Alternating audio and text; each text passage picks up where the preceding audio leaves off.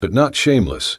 He was cast out for birthing a child out of wedlock, until a Comanche warrior wrapped them in his cloak and never let go. The wooden shutters slammed against the wall as Reverend Elias Moore stormed into the room. His boots thudded across the floorboards, echoing like judgment in the silence. Abigail stood trembling by the hearth, a bundle clutched in her arms, her newborn son, still red from birth and swaddled in her old linen shawl. "You shame me," Elias spat. "You shame this house, this town, this church, and you dare bring that bastard into my sight." "Father," Abigail whispered, tears thick in her throat, "please. He's my son. He did nothing wrong. He is sin made flesh." Elias's voice was a blade. "You think your weeping excuses fornication? That crying wipes clean your whoredom?" "I was forced," she cried. "You know it. Sheriff Wilkins came when no one else was home. I begged—" "You begged?" Elias barked a laugh. "A righteous woman would have fought, would have screamed loud enough to rattle the walls of heaven." Across the room, her mother, Ruth, stood pressed against the wall, hands trembling, lips pale. She hadn't spoken once. Elias had forbidden it. Abigail fell to her knees. The baby whimpered, and she held him tighter. "Please, let him be baptized. Let him have a name." "Has no father. He is a stain." Elias leaned down, his breath like winter. "You will leave this house at dawn. Take the child. Take your shame. But you do not take our name." No one spoke of the nights that followed. The stones thrown at her sewing shop. The children chanting "unclean" in the streets. Her food rations were cut. Neighbors turned their backs. One night, a bottle crashed through her window with a scrap of scripture tied to its neck. "Suffer not a witch to live." 3 nights later, the shop caught fire. At dawn, Abigail stood at the threshold of her family home, the baby bundled in her arms. Her face was pale but dry. The front door closed behind her without a word. Her belongings had been taken. All that remained was the shawl, a tin water cup, and the weight of a world that never forgave women for surviving. She had taken only 2 steps when the door creaked behind her. "Abby," her mother's whisper. Ruth Moore ran toward her, clutching a small wicker basket wrapped in cloth. "There's bread," she said quickly, voice shaking, "and lard, and a tin of healing salve." Abigail froze. "Mother—" "I couldn't say anything," Ruth whispered. He said if I did." Just then a roar came from the porch. Elias. "Ruth!" he bellowed. "What are you doing?" Ruth stepped in front of Abigail. "I was only—" The basket was ripped from her hands.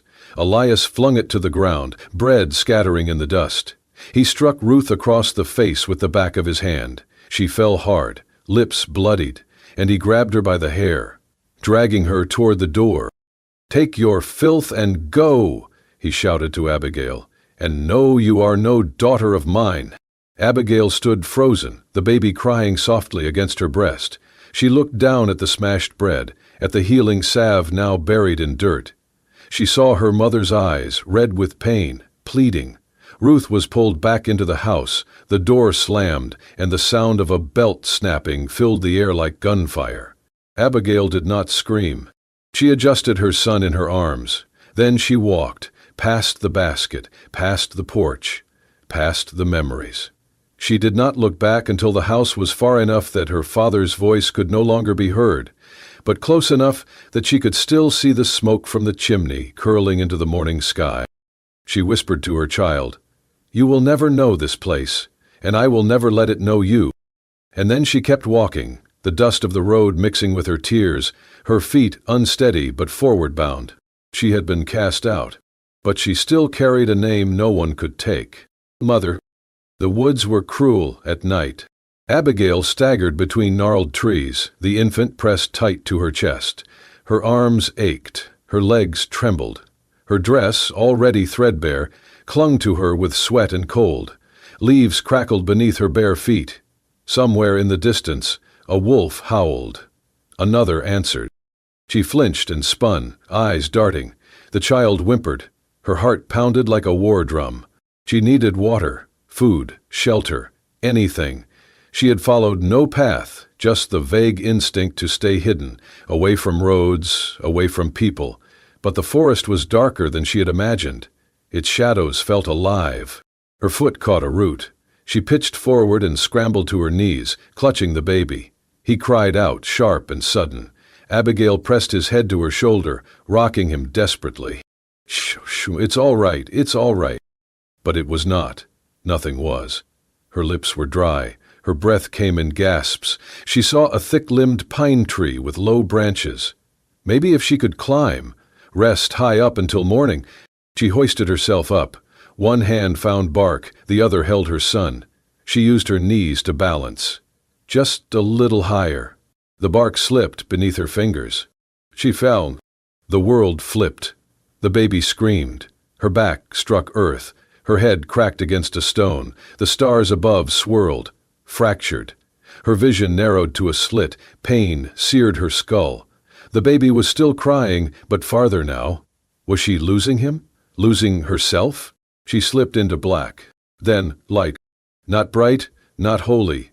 A flicker of orange, firelight.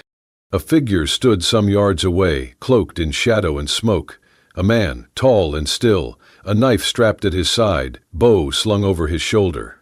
His hair was long, raven black, and his eyes reflected the fire like an animal's. Kaza. He had been hunting alone, tracking elk, when he heard it. A baby's cry, shrill and wrong against the whisper of wind. At first he thought it a trick. White men had used such tactics before, but curiosity tugged harder than fear. He approached the grove where the sound came from. What he found stopped him cold. A woman, pale-skinned, blood crusted on her temple, her body curled protectively around a child, barely days old, swaddled in rags. They were huddled at the base of a tree like fallen leaves. He crouched, his hand near his knife. He waited. Nothing moved but the rise and fall of the infant's breath. This was no trap. But still, why here? Why alone? Taza studied the woman. Her arms were bruised, one foot scraped raw. The baby's cheek was red with cold, yet even unconscious, she held him tight. Taza's jaw tightened. He could walk away, no one would ever know. The white people called his kind thieves, savages, shadows. If he brought her back, they would say he stole her. But the child's cry pierced something deeper. He sighed. With slow, careful movements, he reached into his pack and pulled out his cloak, a heavy thing stitched with years of wear and the fur of the first bison he had ever felled. He wrapped it around both mother and child. "Easy now," he muttered, not to them, but to the night itself. He checked her legs. One ankle was twisted, the skin raw from walking too far in shoes not meant for wilderness. Her hair stuck to her neck with sweat. He slid his knife from its sheath and cut a piece of leather from his own wrist binding. Gently, he used it to tie a splint of bark to her ankle. Then he picked her up. She moaned softly but did not wake. The baby stirred. Taza adjusted his grip, tucking the bundle closer to his chest. He whistled once. His horse emerged from the trees, silent and waiting. He lifted her into the saddle, careful not to jostle the child. Then, before he mounted, he knelt by a patch of bare earth.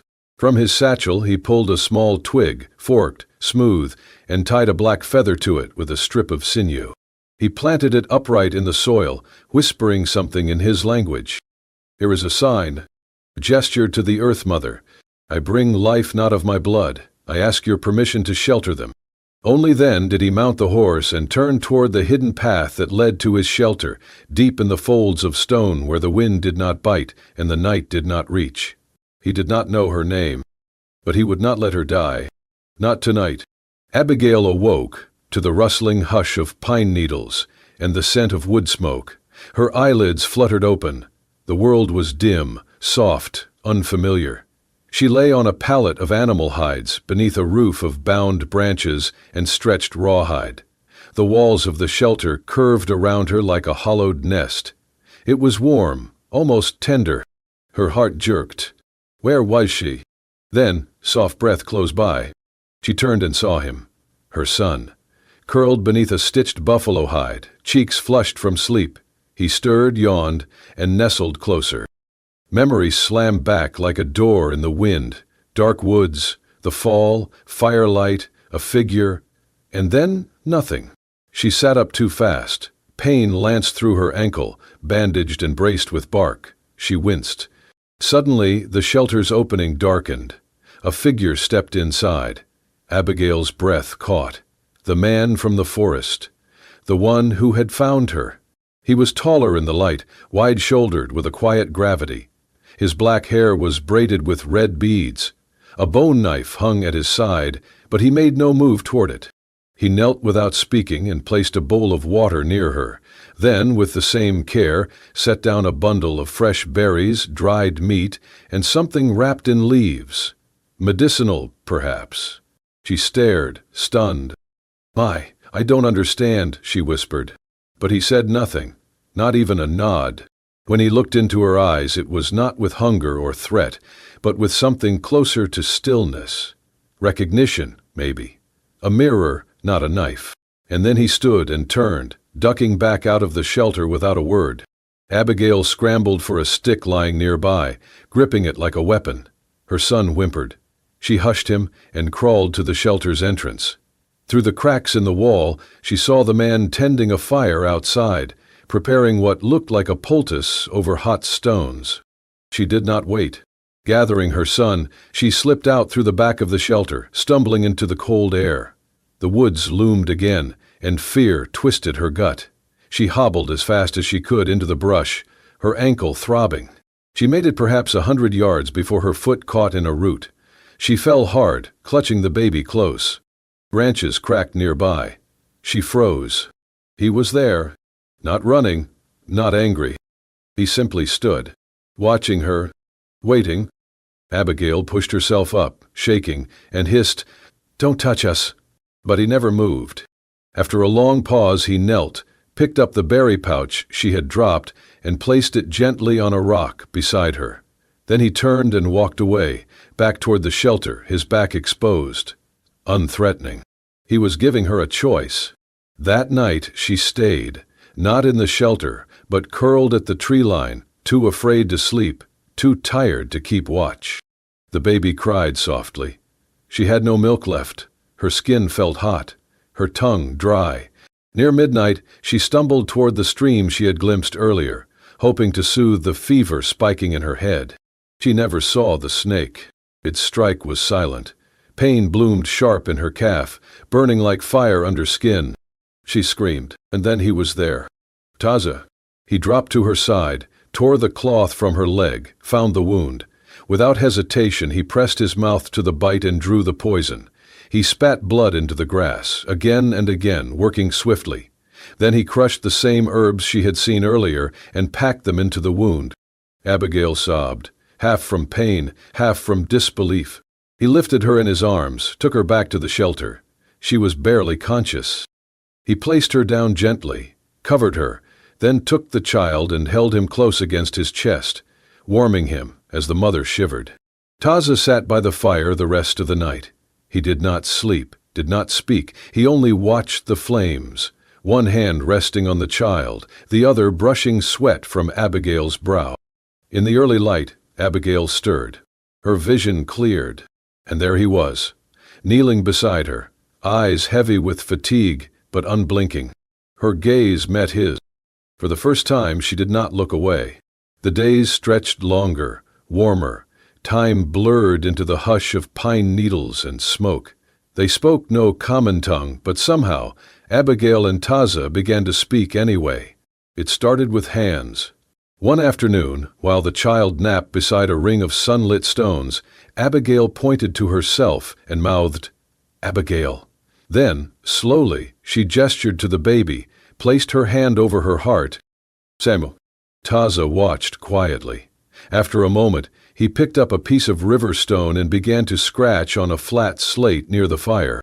He drew a symbol, a circle with arrows pointing inward. In the smaller one, broken. He placed a hand over the drawing, his fingers splayed like roots, eyes shadowed. "Family." Abigail understood. He wiped the slate and drew again, figures with feathers, then others with rifles, a slash between them. Soldiers. Death. The past. He watched in silence, her breath tight in her chest. Then he tapped his own chest and drew one last shape, a single leaf in wind. She reached for the slate, but stopped. Instead, she pulled a scrap of worn cloth from her pack and began stitching the hem of his cloak, frayed from years of wear. He watched her fingers move, like they carried prayers. Taza returned that night with roots and bark, placing them carefully near the fire. Abigail ground them between stones, boiled them in a battered pot, and added a pinch of wild garlic. It was not stew, but it was warm. They ate in silence. The crackle of the fire spoke for them. That evening Abigail sat beside him, her son nestled in her arms. The boy's cheeks were flushed, breath shallow, his skin burned with fever. Abigail's hands trembled as she dipped a cloth into cool water and laid it on his brow. Her eyes filled with tears. Taza watched. Then, without a word, he stood. He saddled his horse with calm, practiced movements, slung a pouch across his back, and turned to her. He touched 2 fingers to his lips, then to the child's forehead, a silent promise.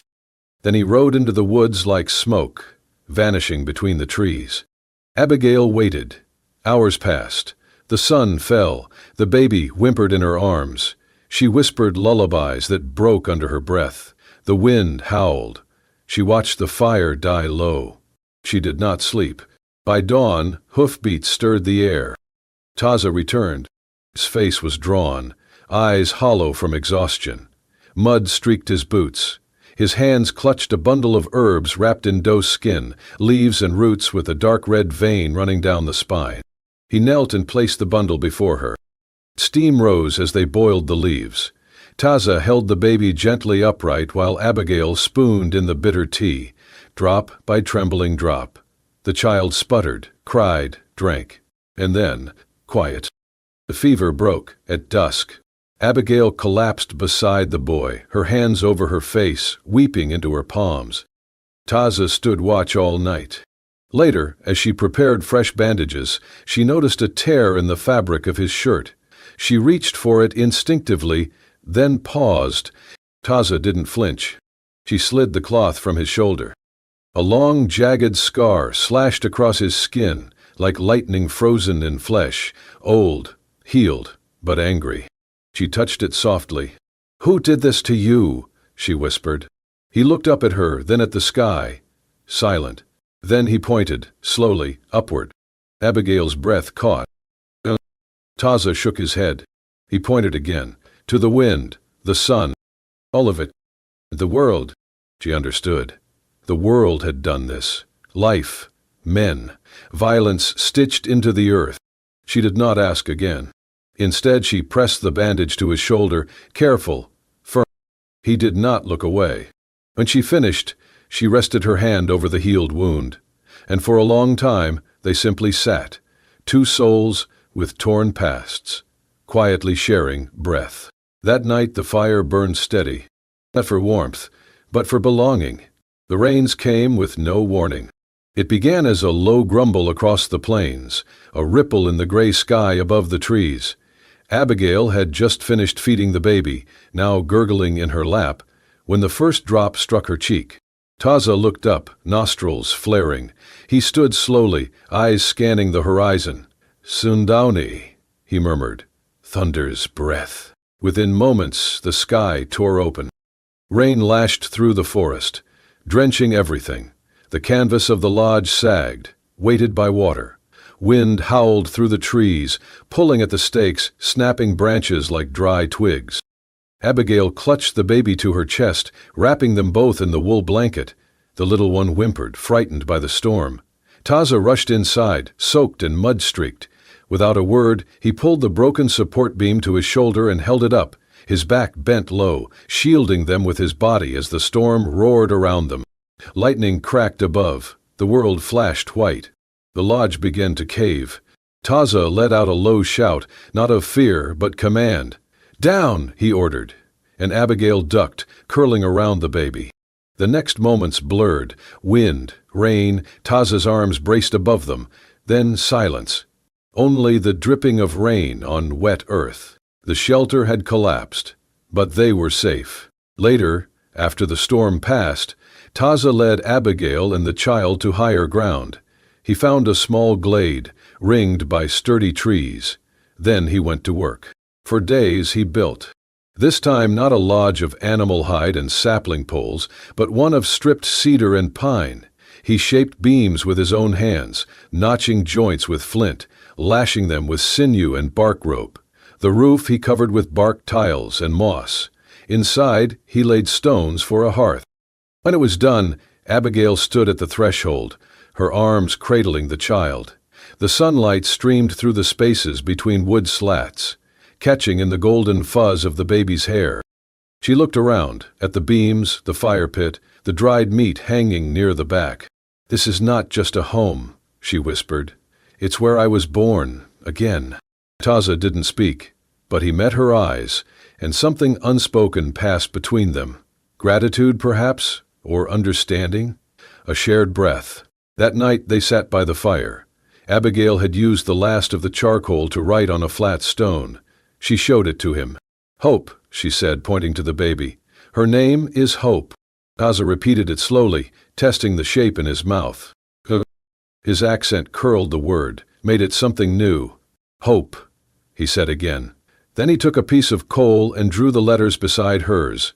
The lines were shaky, the O a perfect circle, but it was there. Abigail smiled, tears brimming in her eyes.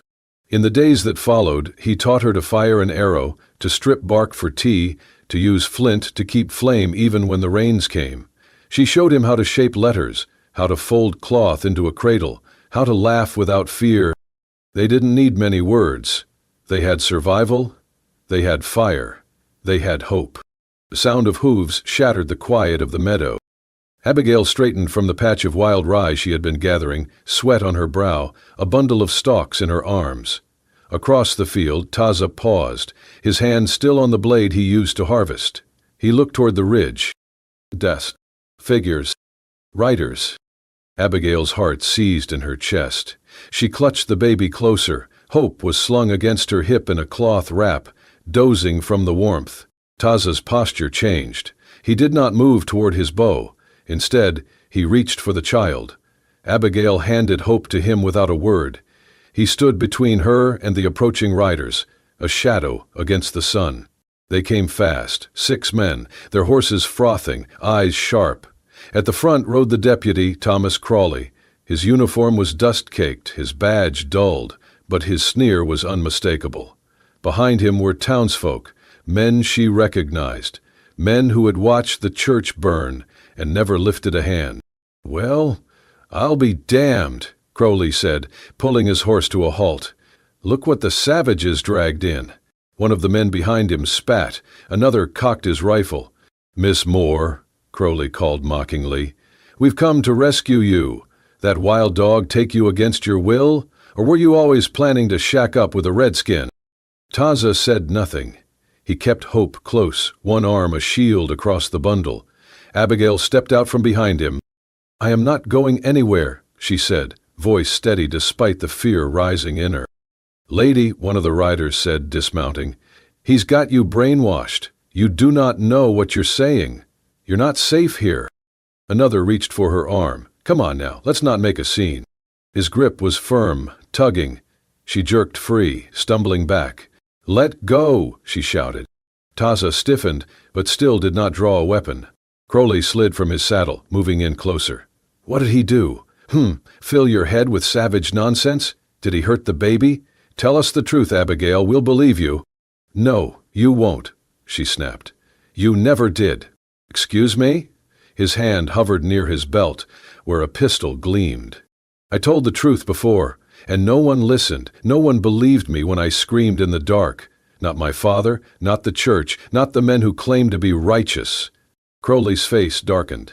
She stepped forward, raising her voice so it echoed across the valley. "If any of you still believe I am a victim," she said, "then let me choose. And I choose this man, this warrior, who has never once made me feel small or dirty or afraid." The wind held the silence like a stretched drum skin. Taza stood behind her, still unmoving. Hope stirred, let out a tiny cry. "You think he's a savage?" Abigail's voice trembled now, but she kept going. "He is the only one who stayed up all night when my daughter had fever, who rode alone through the storm to save her, who built us a home with his hands and never asked for anything in return." No one spoke. Crowley's jaw ticked. Finally, the oldest of the riders leaned toward him. "This ain't right, Tom. She ain't chained. She ain't screaming. Let's go." Crowley spat at the ground. "You're making a mistake, girl." Abigail did not flinch. "Maybe, but it's mine to make." One by one, the riders turned. Crowley lingered a moment longer. "Don't bother crawling back when it goes bad. You ain't got a place anymore." "We'll make one," Abigail said quietly. And with that they rode off, hooves thundering back the way they came. Taza exhaled, his shoulders falling. He handed Hope back to her gently. Abigail pressed her cheek to her daughter's head, feeling the tremble in her own hands.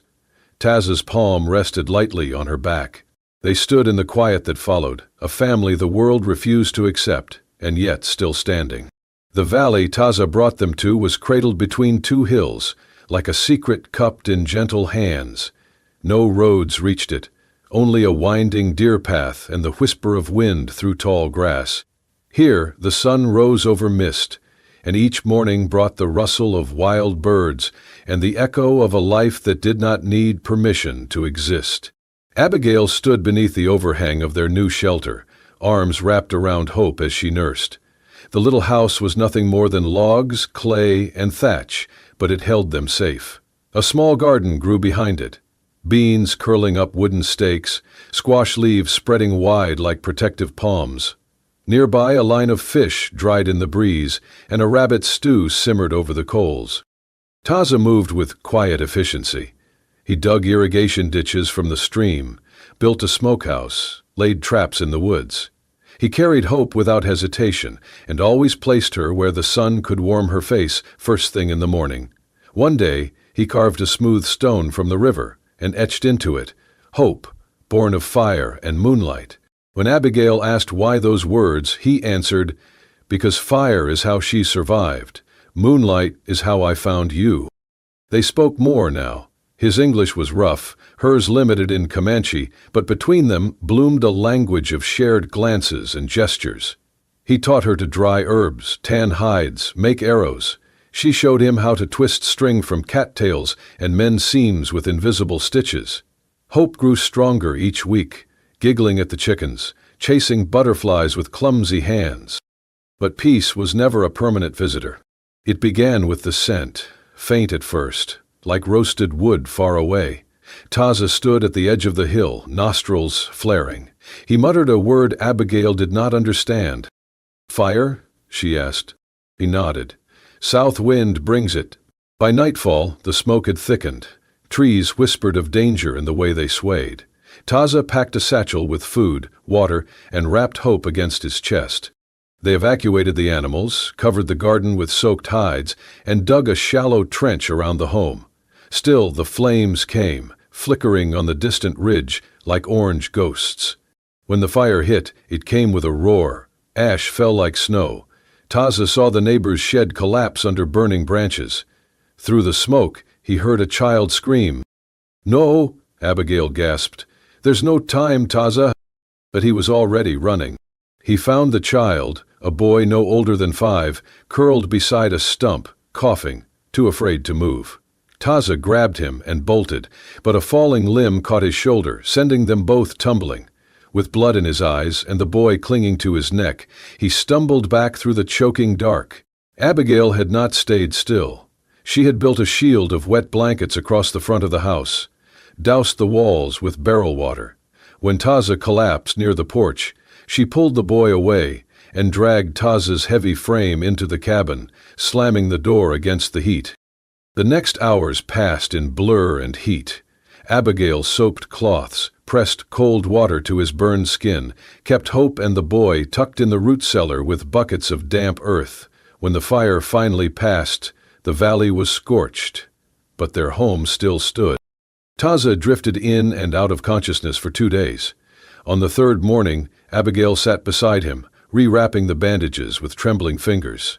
"You almost died," she said, voice raw. His eyes opened slowly. "But I did not." "You saved him," she whispered. "He needed saving." She took his hand, calloused, worn, and held it against her heart. Her face was streaked with ash and tears. "I am not the preacher's daughter anymore, not in God's house, not in town, not on paper. But if you will have me, I am yours. Not by law, not by sermon, but by soul." He did not speak, only lifted her hand and kissed the scar on her palm, where a splinter from the fire had dug deep. The gesture was quiet, but final. Hope babbled from her blanket, and the boy stirred nearby. Abigail smiled through wet lashes. They were a strange family, forged not by tradition, but by fire and will. By nightfall, Taza had risen enough to stand. He limped with a branch as a cane, watching Abigail chase Hope across the singed earth. The boy, Eli, clung to her skirts. Later, Taza returned to the stone by the river. He added another name beneath Hope's. Eli, found in fire, kept by grace. No last names. Only meaning. Only belonging. Spring returned with soft rains and the hum of bees along the riverbanks.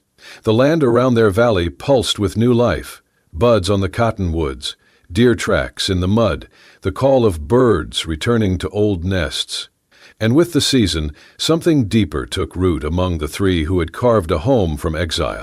On a morning dusted with golden light, Abigail held her daughter close beneath the willow tree. "It is time," she said softly. "She needs a name that will hold both sun and shadow." Taza stood beside her, arms crossed, gaze on the sky. "Hope," he said, as if it had always been. "Hope Von Taza." The name was spoken aloud just once, carved gently into the old stone near the stream where her story had begun. Hope did not carry a surname from one bloodline. She carried two worlds in her bones, the silence of the plains, the echo of church bells, now long forgotten. In the weeks that followed, Abigail transformed part of their home into something more than shelter. She opened a small tent school beside the fields. Under its canvas roof, she taught the children of Comanche and Kiowa families to read, to stitch, to tell stories with needle and ink. Taza joined her some mornings, etching symbols onto bark and bone, stories of ancestors, rivers, spirits. No child paid with coin. They paid with curiosity and were repaid in care. Hope sat among them, laughing, learning. Her world was not made of pews and shame, but earth and acceptance. One evening, as the sun slid low, the three climbed a ridge overlooking the distant valley. Far beyond the trees lay the town Abigail had once called home, a place that had judged her for her scars and cast her into shadow. She did not flinch now. Abigail placed a hand on Taza's shoulder. "I do not need to be welcomed," she said, voice steady. "I only need to be loved." A sound broke the stillness, a soft thwip, and then a vibration in the grass beside them. A single arrow had landed, its tip sunk lightly into the earth. Taza stepped forward, knelt beside it. No danger, no warning. The shaft was marked with feathers and beads, a symbol of passage, a gift. He turned to Abigail, lifting the arrow for her to see. "It means this land accepts us." Hope clapped her hands. The wind picked up. Overhead, the cloth they used as a flag, stitched with threads of deer sinew and dyed with berries, snapped against the air. And for the first time it carried no judgment, only belonging, only family. If this story touched your heart, if you felt the wind of the prairie, the sting of injustice, and the quiet power of love that defies shame, time, and bloodlines, then this is just the beginning. At Wild West Love Stories, we bring you more than tales. We bring you truths wrapped in dust and devotion, where every heartbeat could be a goodbye or a forever. Subscribe now to never miss a new story. Saddle up, ride with us through history, and remember, some love isn't written in law or scripture, but carved in courage, stitched in silence, and whispered through the wind. This is Wild West Love Stories, where bullets missed, but hearts didn't.